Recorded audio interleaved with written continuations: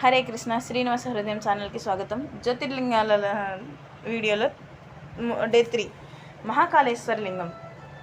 పూర్వము అవంతి దేశపు రాజైన ఉజ్వలుడు భార్య అయిన బుద్ధిమతితో 6 క్రోసుల వైశాల్యము గల ఉజ్జయిని నగరమును రాజధానిగా చేసుకొని పాలిస్తున్నాడు. ఆ నగరములో భాగములన్నీయు విశ్వకర్మచే తీర్చిదిద్దబడినవే. ఉజ్వలుని సుఖ సంపదలను విని అసూయ చెంది పరాయి రాజులు కోపముతో ఒకనాటి సాయంకాలమందు నగరమును చుట్టుముట్టి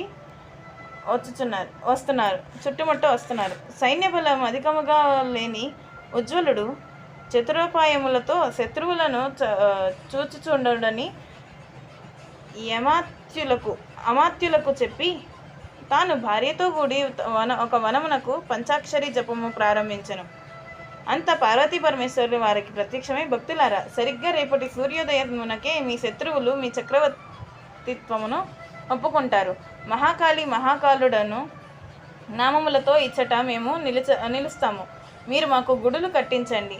మేము స్వయం వ్యక్తులమై ప్రకాశముతో ఉంటాము అని తెలుపగా వారట్లే చేశారు.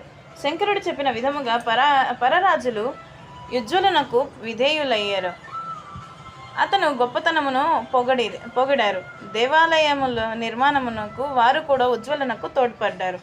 ఉజ్వలుడు చక్రవర్తిగా పట్టాభిషిక్తుడై ఆ నగరంలో మహాకాళికి గుడిని నిర్మించారు.